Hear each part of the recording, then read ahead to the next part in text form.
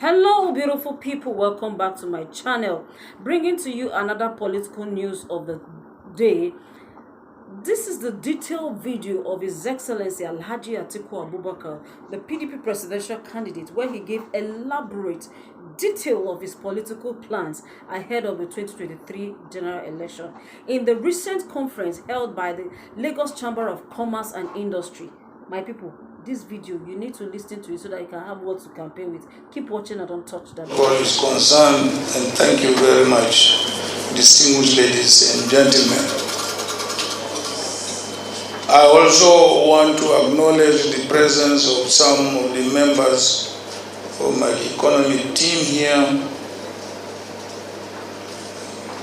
And if there are issues, as far as my speech is concerned, and they are too technical, I could call any one of them to help in defining what we intend to do.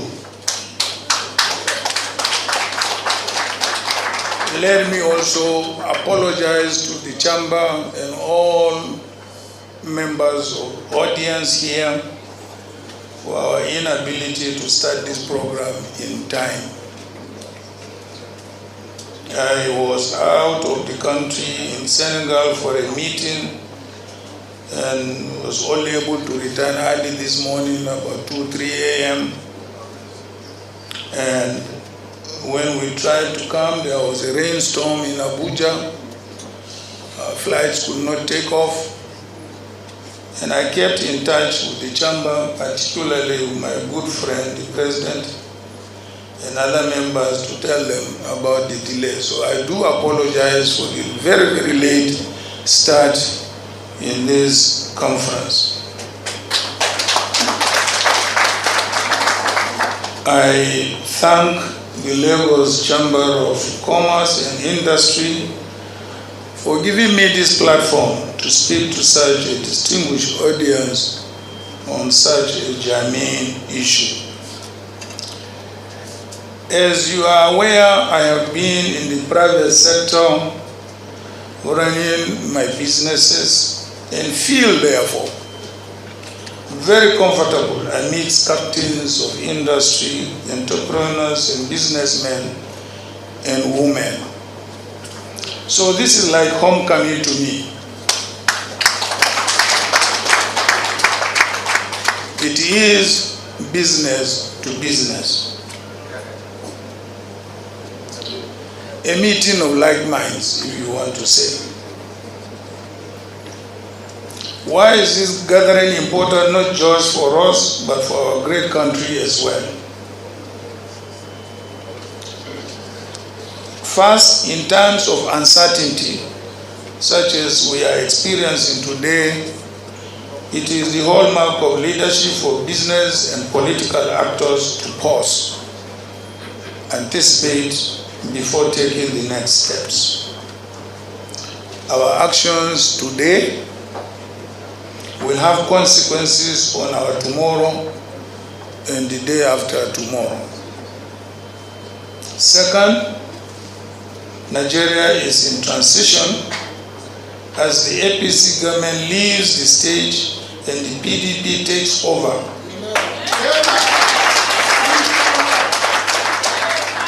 With your support and goodwill come May 2023. It is your duty, therefore, to take stock of the assets, if there are any, and liabilities, which will be huge, of the APC administration. It is also your responsibility to interrogate those who aspire to govern the country, like me. You must assess their understanding of the environment, their policy priorities, and their strategies for dealing with a plethora of local and national issues, from mundane to the most complex.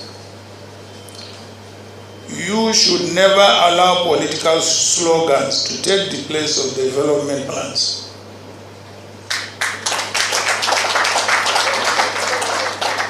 Political propaganda on Facebook, Twitter, and Instagram is never a substitute for proper socio-economic and political agenda.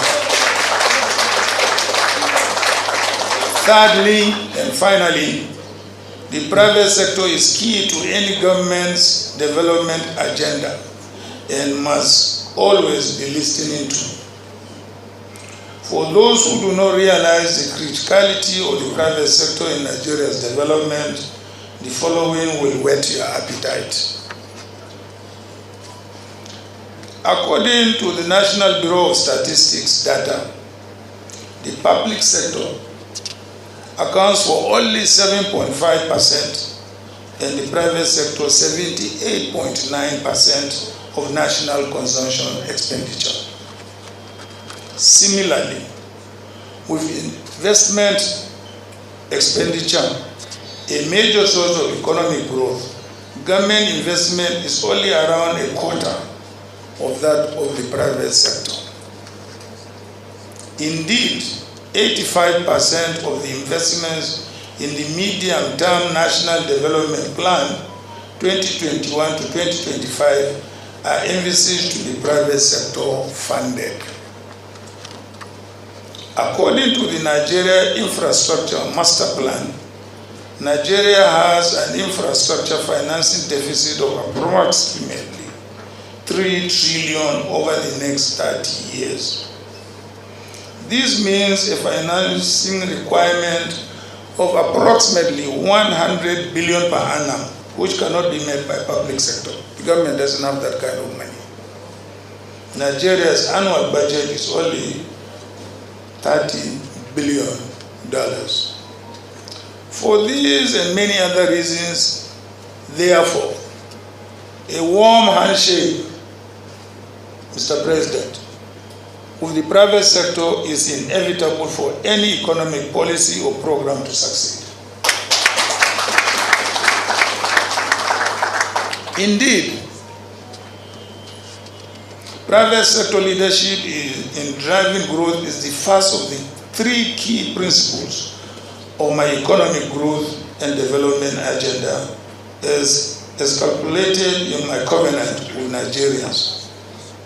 So, members of chambers and members of the public, you ask me, what is their economic policy that can lift Nigeria up from the abyss?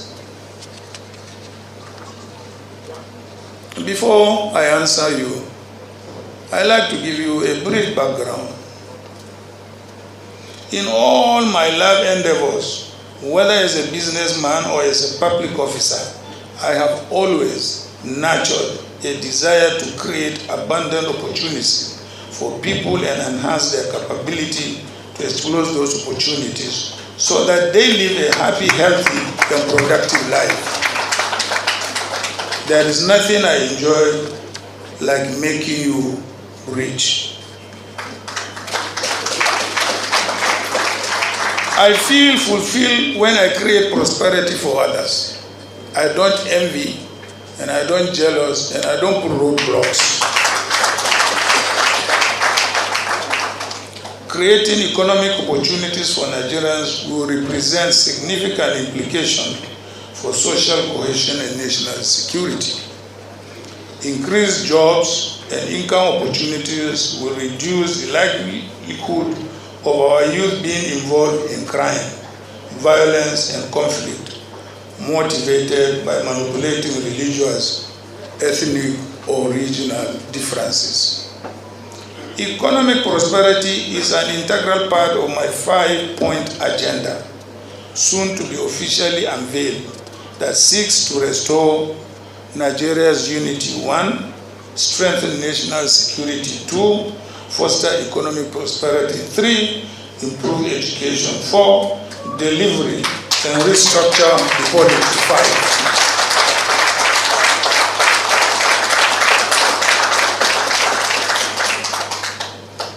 5. Indeed, economic prosperity is the thread that runs through the other critical elements of the agenda. Today, I will speak on the strategic steps I will take to build or to rebuild the economy of our dreams and foster boundless prosperity for all Nigerians. Let me therefore crave your indulgence to ask, so where is the Nigerian economy today? It is important to first understand where we are, because policy prescriptions must always be preceded by diagnosis. So, before I outline the contours of my economic growth and development agenda, permit me to remind ourselves of the key challenges facing the economy. I will focus on 5 key deficiencies of the economy, which all turn out to be self-inflicted. The Nigerian economy is crawling rather than growing. Nigeria's GDP grew at an average rate of less than 1% since the APC assumed power in 2015. Less than 1%. Compare this with an average growth of 6.5% in the 7 years earlier. Per capita income, a measure of citizens' well-being, has progressively fallen since 2015 because of declining output and a fast-growing population. Nigerians are worse off today than they were in 2015. We all know that as a fact. And why are we denying ourselves the truth and the facts? The current rate of growth of about 3.5 marks the real challenges facing the economy. The economy remains very fragile, as the key sectors are either growing slowly, as with agriculture, or contracting, as with oil and gas. The oil and gas sector, which is the economy's lifeline, has suffered decline in 19 out of 30 quarters since 2014. For many economic sectors and for the ordinary citizens, it still feels as if we are in a recession. Under the present administration, our people are not working. More than 23 million people are out of jobs. In just 5 years between 2015 and 2020, the number of fully employed people dropped by 54%, from 68 million to 31 million people. The number of unemployed people is more than the population of Lagos State, or the inhabitants of the Federal Capital Territory, Abia, Bayelsa, Cross River, Ebonyi, Kwara, and Nasarawa states combined. What is even more worrisome is that the majority of the unemployed are young men and women who lack not only the means to survive, but any hope for future. The number of unemployed youths increased by 9 million, from 4 million in 2015 to 13 million in 2020. High youth unemployment and limited employment opportunities pose serious economic and security challenges which we are facing. Ensuring there are enough jobs for Nigeria's youth is therefore already an urgent concern. More Nigerians are poorer and more miserable today than in 2015. Why am I comparing 2015 and these years? It's because there has been a change of government. So we now know which one is better.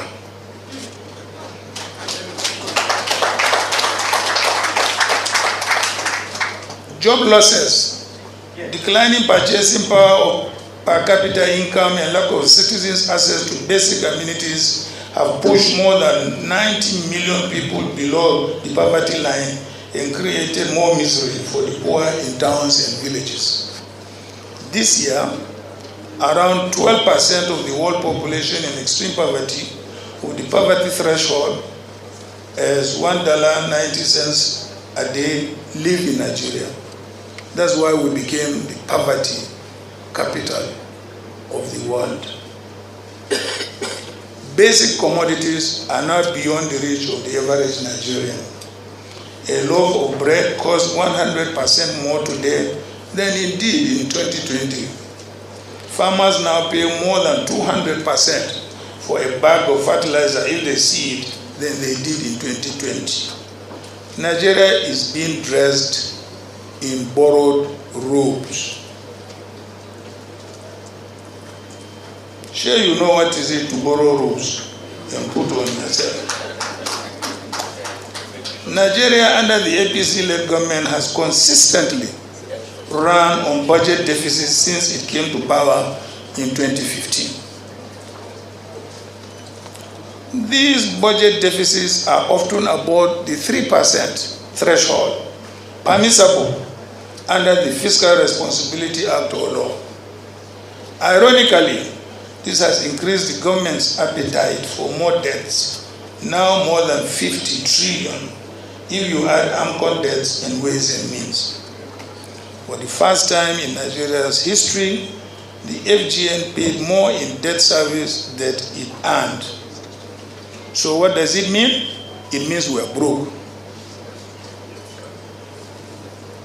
By spending more than 100% of its revenue for debt service, Nigeria is breaching one of the applicable debt sustainability thresholds. The APC-led government is dressing Nigeria in borrowed robes. I say it again. This action puts a big question mark on the capacity of the government to manage its rising debt profile without endangering macroeconomic stability.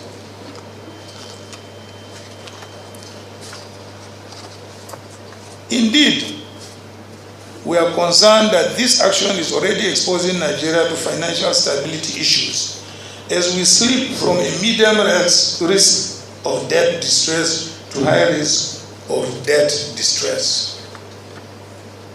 Capital has taken a flight. Policy incoherence and flops combined with internal insecurity continue to pose a significant risk to investment and thus output growth. They leave potential investors confused and wary in the Nigerian economy. Foreign direct investment has progressively declined since 2019. It fell sharply from 8.5 billion in Q1 of 2019 to 5.8 billion in Q1 of 2020 and 1.9 billion in Q1 of 2021. We have lost our esteemed position as Africa's preferred investment destination to less endowed nations. Ask me why these economic challenges have persisted and progressively worsened. It has become fashionable for the APC-led government to blame opposition and external factors on Nigeria's economic woes. The evidence, however, is overwhelming that the country's underperformance is largely attributable to leadership failures in management of the state. The failure of leadership by the APC-led government is staring every Nigerian in the face as the country's economic, social, political, and security challenges persist and assume frightening dimensions. An unprepared leadership fails to anticipate impending crisis and is always slow to react. The first policy document designed by this government, the Economic Recovery and Growth Plan in 2017, was a reaction to the economic crisis of 2016. Not an initiative, but a reaction. Similarly, the Economic Sustainability Plan was a reaction to the COVID-19 induced economic crisis. Even these reactions were slow to come, and economic recovery has perhaps been premised more on luck rather than planned economic reforms. So, having outlined the challenges we face, Your Excellencies, distinguished ladies and gentlemen, you may quite rightly ask me here, Atiku, what is my vision to get the economy on its feet and create prosperity.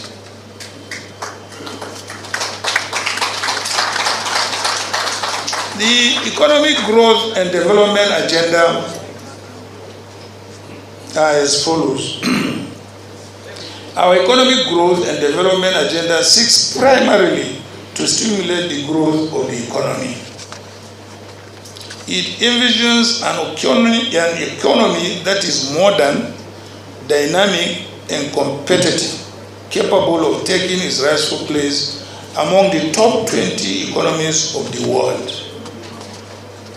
Nigeria has the potential to double its GDP by 2030 and achieve a per capita income of approximately $5,000. We anticipate growth from our policies that seek to revitalize the real sectors, including agriculture, manufacturing, and MSMEs. Rebuilding infrastructure and reducing infrastructure deficit will enhance the carrying capacity of the economy and unleash growth and wealth creation. We will elevate production for export to a top policy priority and long-term investment priority and promote export of our manufactured goods. How do we deliver on these lofty goals? You ask those questions.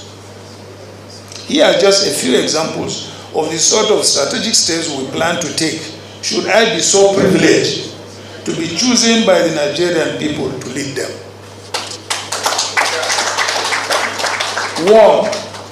One, as I said earlier on, a warm handshake with the private sector. In any case, I am one of you. We cannot overcome our economic challenges without significant reforms to restructure the economy and to support the private sector to unleash its growth potential and play a key role in the economy. A strong, productive, and pro-growth private sector is needed to create wealth, generate employment opportunities, and help fight poverty. If you recall, when we were in office from 1999 to 2007, almost every month we will invite a sector of the private sector for a dialogue at the villa. What are your problems? What are your challenges? How do we help you? And so on and so forth. And that is why we recorded the kind of growth we recorded in those years. Has anybody ever invited members of the private sector to a dialogue with this government? No. Nigerian businesses are significantly impacted by business environments, constraints, and cannot therefore realize their full potentials. This government has failed to demonstrate a strong commitment to private sector development. No nation on earth attains prosperity without the private sector. For example, the several pledges it made to reduce its pervasive influence on the economy and promote private sector-led development remain unfulfilled. Tell me which promise they have ever made to you and they fulfilled. Come on, be honest. No. Our administration will be different. We will support the private sector to drive growth. We will and we shall. We will establish strong partnership in investing in infrastructure, in creating jobs and income, and in fight against poverty. We will listen to the private sector more. Understanding the private sector and securing their buy-in when policies are designed will determine the success of our economic growth and development agenda. Through regular dialogue with the private sector, we will build consensus, improve trust between us, and make new reform initiatives easier to implement and sustainable. We will restore investor confidence in the Nigerian economy to take risks and invest capital by taking the following steps. 1, there will be more clarity, coherence, and consistency, what we call the 3 C's in policy.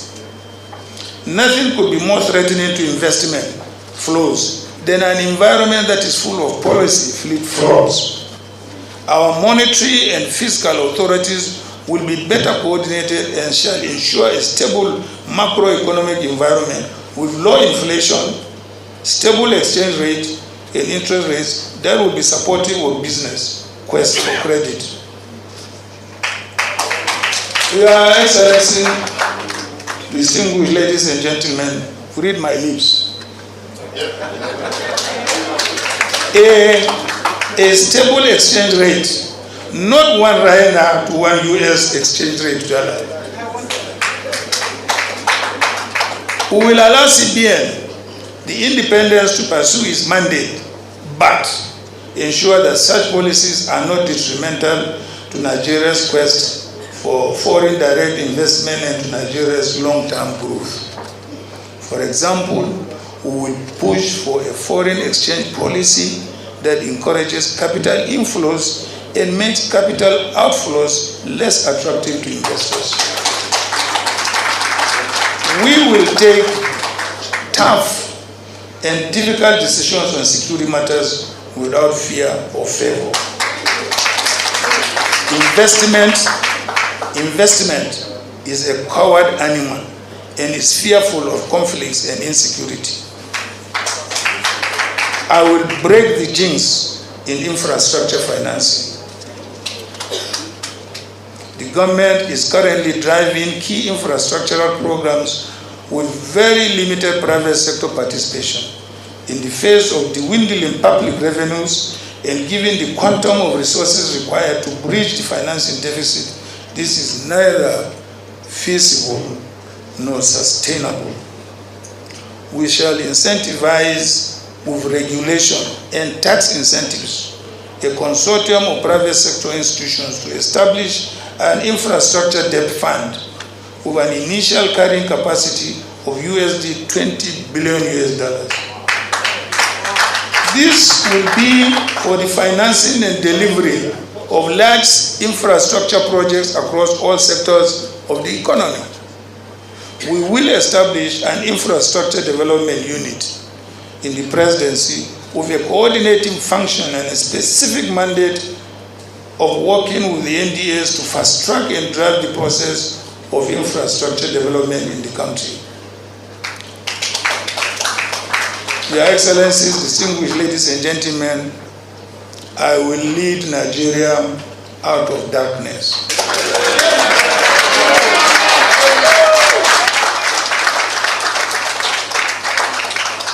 Our administration will consider declaring a state of emergency in the power sector to underscore our concerns about the state of affairs in the sector. As a short-term measure to ensure enhanced supply within the first year of the new administration, I shall initiate and implement an emergency power program that can deliver additional capacity in certain areas. Over the medium term, I will then go on to propose a legislation for the removal of the entire electricity value chain from the exclusive list and give states the power to generate, transmit,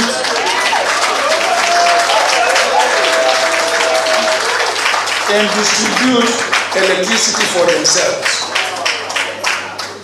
One lesson we have learned recently is that an industrial dispute with the federal government in Abuja should not affect an industry in Lagos or a factory in Aba or in Kano or even an average Nigerian who just wants to get home after work, watch the news, and sleep under a ceiling fan, not even an air conditioner.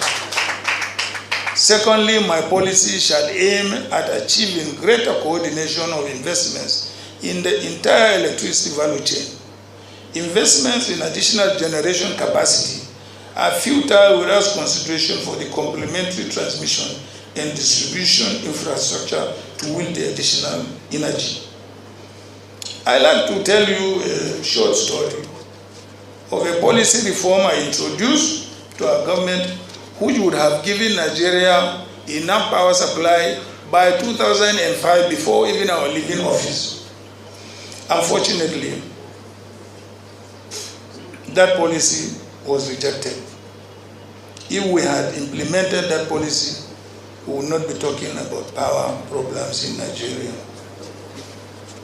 Thirdly, ahead of procuring additional generation, both transmission and distribution capacity will be enhanced with private sector support for investments.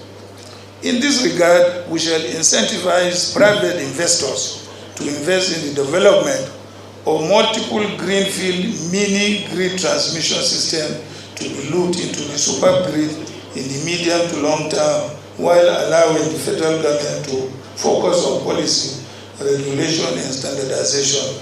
I listened to one of my competitors who did not know what is green energy. I will stimulate growth to create jobs and wage war against hunger. The economy must grow for economic opportunities to abound. However, economic growth will be meaningless unless our citizens enjoy the benefits of growth, including access to jobs, higher incomes, and enhanced access to social amenities. Poverty reduction shall be the centerpiece of our economic development agenda, and economic performance shall henceforth be measured by the number of jobs created and the number of people lifted out of poverty. To me, anything the private sector wants, I will give. Can you create more jobs for me? I can reduce taxes for you. I can give you incentives. Can you create jobs for me? Can you help me build a railway line from Calabar to Maiduguri? I give you. What are your payment terms? You want tax-free? You want longer payment terms? I will give you, because I don't. Can you tell me if this government has the money to build a railway line from Calabar to Maiduguri? No, we don't have. So if you don't encourage the private sector to come in and do, who will do it for you?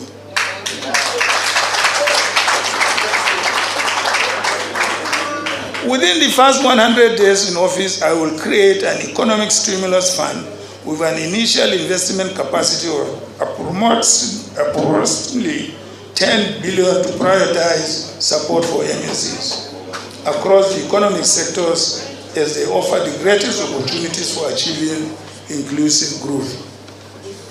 Today, millions of Nigerians go to bed hungry every day. Nigeria must feed Nigerians. We will pursue an aggressive and innovative food production. Excuse me. This is my water. I manufacture it.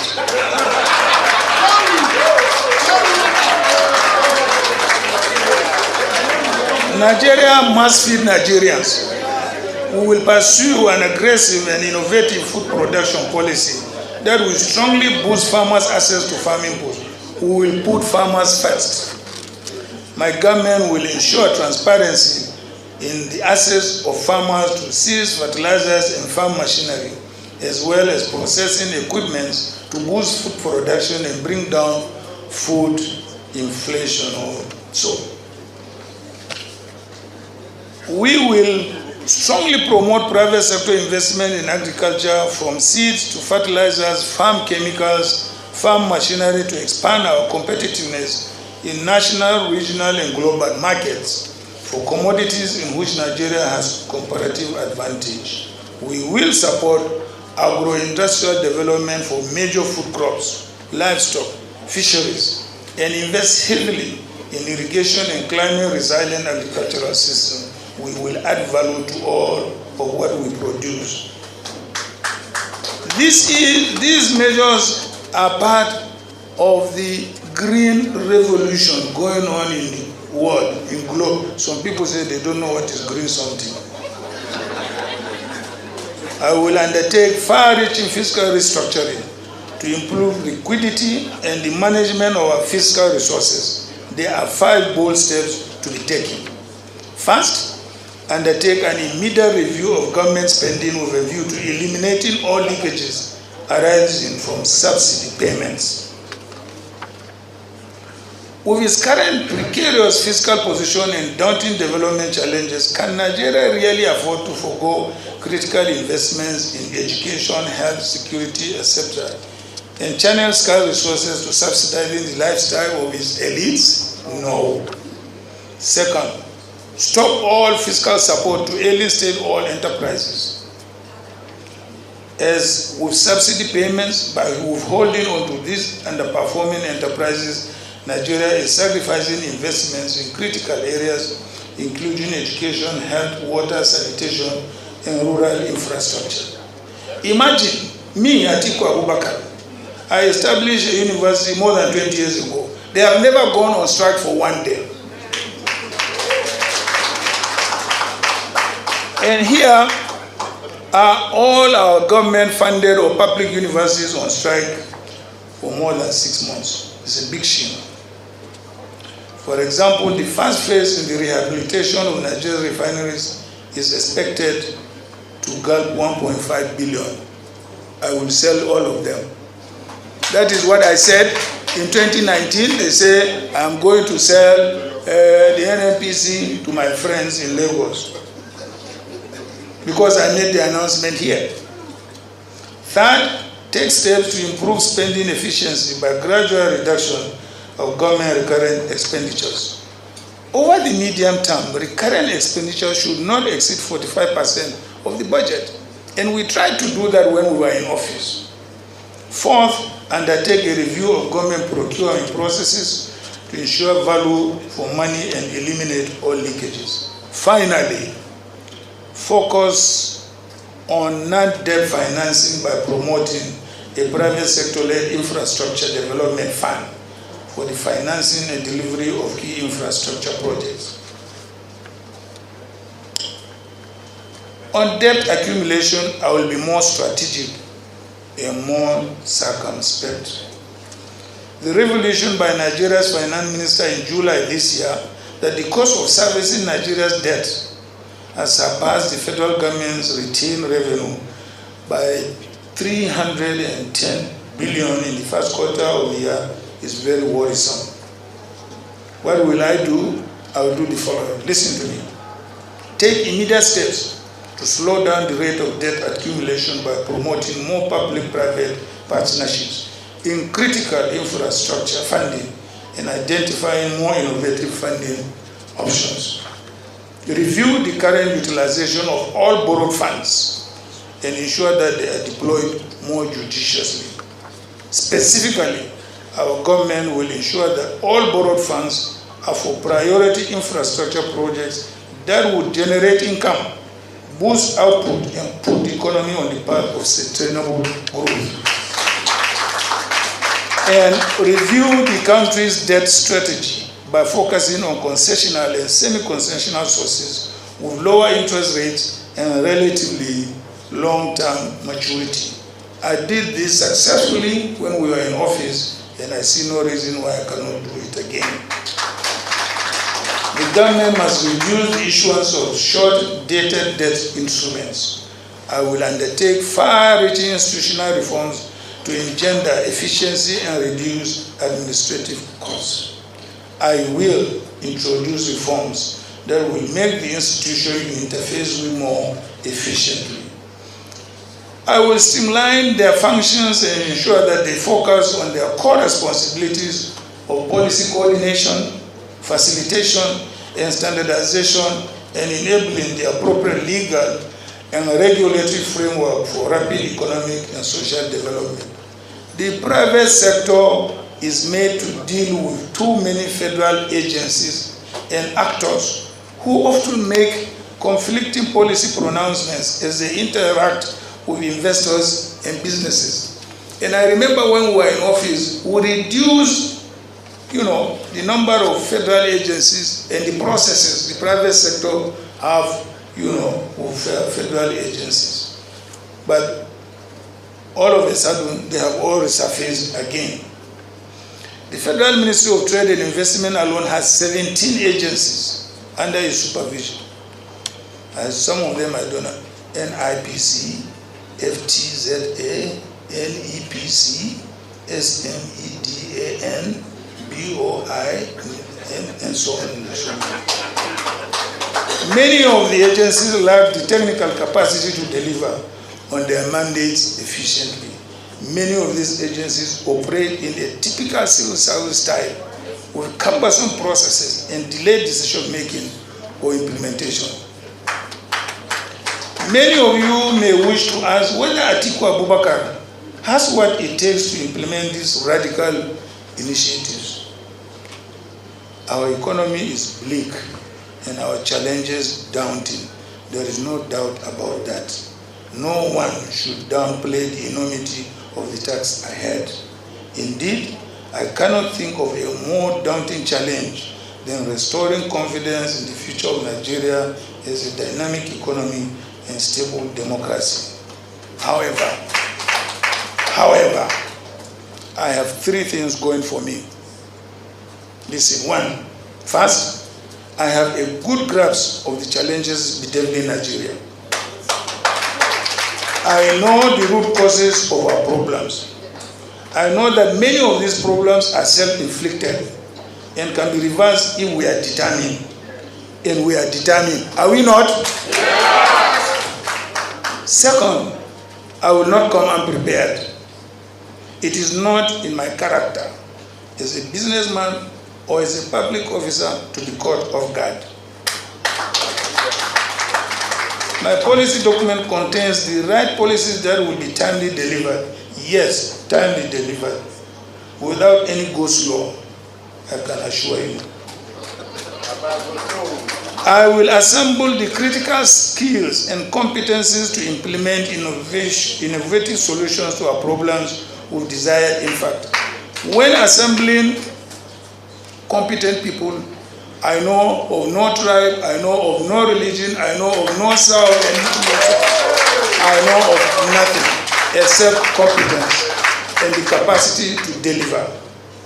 I will provide the critical leadership that is needed to deliver. Finally, in economic reforms and economic management matters, I am not a novice. I have a history of economic reform and economic transformation.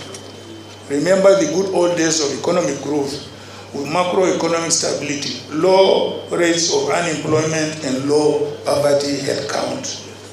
As head of the economic management team 1999 to 2007, I was instrumental in the design of a private sector revival strategy and advocated for the opening of the economy for private sector investments in a number of sectors. Today, it is undeniably the fastest growing services sector, whether it is the IT sector, whether it is the telecom sector, whether it is the banking sector, whether it is the pension reform, name it. I was instrumental. Experience counts. And to avoid the mistakes of the past, never again should Nigerians hand over their future to a greenhorn. As one who can deliver. Thank you very much and God bless you. Ladies and gentlemen, you can book better for His Excellency Atiku Abubakar, Waziri Adama. Thank you. You may all have your seats.